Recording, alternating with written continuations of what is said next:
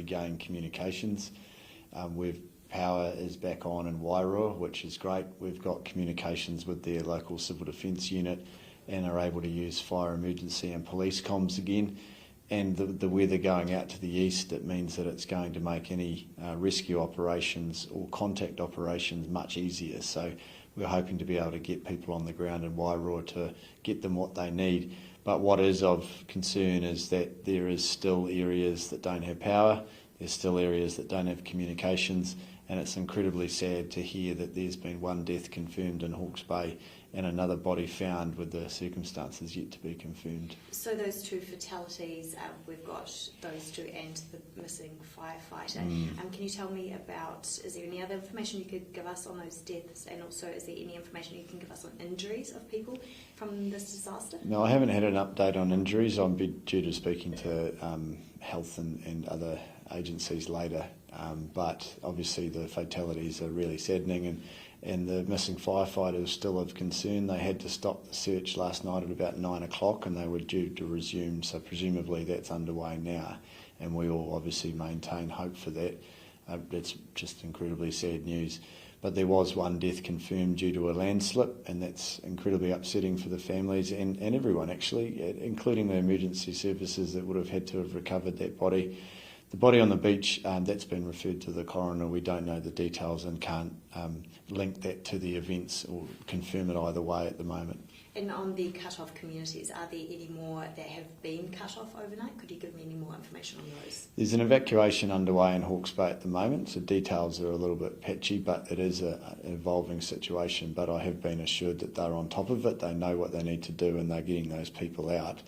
But the communications have been improved, largely linked to the power. So there were roughly 225,000 people without power yesterday. The update I got this morning was 144,000, so that's good improvement, but it's still a hell of a lot of people that don't have power, so that continues to be a concern. But so, for example, I rang all the mayors of the affected areas yesterday. I couldn't get in touch with the Mayor of Wairua, couldn't get in touch with the Mayor of Gisborne or Napier and Hastings.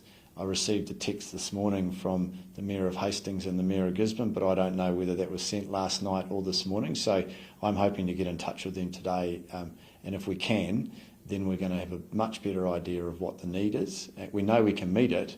This frustrating and concerning thing was when we didn't know what the need was. So we'll be having the Defence Force going to those communities to deliver food, medical supplies. Is there anything else that you are aware of that they need? Well, the Defence Force has been doing that already, delivering food and supplies like medical supplies. They've been there was one medical centre operating in Napier yesterday that was running out of supplies. The military got supplies to them. And that's where they are of most use. What's encouraging is that Fire and Emergency have told us that they have the resources to meet the need, and so too have police. And every request that's come to the military for assistance, they've been able to meet, and they do have additional resources available as well. So from my perspective, that's very encouraging. Once we know exactly what the need is, that gives me faith that we'll be able to meet it. Is there any other rescue missions of particular people ongoing that you are aware of? Yeah, there is. I mean, not specifics, obviously, but I do know that there were roughly 300 people rescued from rooftops in Hawke's Bay. I mean, that's just phenomenal. You know, those are reports that I've been... that was yesterday when the weather cleared. The frustrating thing yesterday in Hawke's Bay was that we knew that they were severely impacted. We didn't have clear communications across the whole region, and the weather was such that even those that we did know about, the rescuers couldn't get to. And that causes a lot of anxiety and concern for people. But I'm hearing reports this morning that the local operators, the helicopters, joined by the military as well, were able to rescue that many people off the roof. So this goes to show how quickly that happened. But also I do know that they, because of the weather, and they were restricted, and also it got dark, which makes it harder. So I haven't had a report to say that they were able to rescue everyone yet. I hope they have. Obviously that'll be continuing this morning, but I haven't heard any reports that they haven't been able to get anyone. So fingers crossed. So evacuations overnight, do you have an estimate of how many were evacuated? No, I don't. The number I still have is roughly that 2,500 people that have been displaced across all the affected areas, but it was about 1,000 in Hawke's Bay. I haven't had an update on that, but like I say, there is an evacuation currently underway at the moment, so no doubt that number is going to climb. any other towns that lost communications? Well, there are patches across Hawke's Bay and Tairāwhiti. Those are the two areas that we were mostly concerned about, largely linked to power. So when we hear the likes of Gisborne has, on the whole, got power back, that's greatly encouraging. Yesterday we asked you about some of your concerns, or your biggest concerns, and some of those were the Coromandel and, was it State Highway 29A? Yeah, 25A. Sorry, 25A. Yeah. What's happened with those areas, and has your concern shifted to, your major concerns shifted to the Hawke's Bay now? Well, we're concerned about all of them, is the honest answer, but for different reasons. So we're concerned about Northland, obviously, because of the impact on the roading and the lack of power. That's not just for the towns, but also the rural areas as well. There's an animal welfare concern if farmers can't milk their cows because they don't have power. That's relevant to any area where there are farming operations. So we're really concerned from a rural community's point of view, but each area has their own particular issues. So Coromandel, for example, has been absolutely pelted over this summer, flood after flood after flood. The roading network, both state highways and local roads, has been decimated with slips.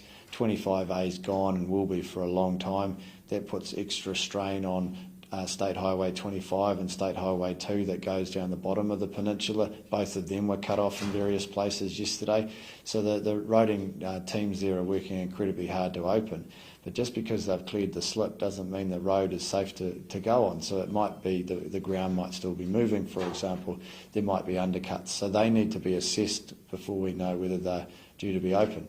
So while all that's happening, we've got isolated coastal communities that are prone to severe weather events, and saturated ground that's still moving. That's still going to be a concern for a long time. The same for Gisborne, and obviously Hawke's Bay is a developing situation. So there's a lot to be worried about. The next 24 hours, what's the outlook, and what areas should be concerned? Well, what's encouraging is that the weather is forecast to be relatively okay today. The weather system's heading out to the east. We were worried about Chatham Islands because it's right in its path, but the update I had this morning was that whilst they will feel the brunt of it, it's not going to be anywhere near as bad as we thought, so that's good. But then it's going to whip back around and then come back up. There's sting in its tail, as they say. So Marlborough's under weather watch, and that worries me because it wasn't that long ago that I had to go down there to see the events of the huge rain event that also affected Nelson. And it was a year before that they had $85 million damage to the local roads, and that one was worse, and they're still assessing it. Now they've got more rain forecasts, so that worries me a lot. So we're going to be watching for a few days yet. Just because the weather's moving out to the east, it doesn't mean it's over. And what's your message to New Zealanders who may be in the path of the storm, or Kiwis who can't contact their relatives who might be there? Yeah, see, that's a concern as well. Obviously, when we want to regain communications because we want to assess the need, but there are many people around the country and around the world, in fact, that have family members in these affected areas that want to contact them and make sure that they're okay, and that's incredibly distressing for them. But by way of reassurance, I'll just say that the local crews on the ground, they know where the areas of concern are, and they know what the need is, and they're doing what they can to keep people safe. So whilst people might not be able to contact their loved ones, at least at a local level, on the whole they're being looked after. And any advice for New Zealanders? Safety first. Look after yourself and your family. If you feel unsafe and it's safe to do so, leave home. If you can communicate, make sure people know where you are. But if it's safe to stay and you don't need to go, if you've got the provisions, hunker down, look after each other. It will be okay. It will clear. If you need help, reach out and we'll give it to you. Thanks, Minister. Cheers.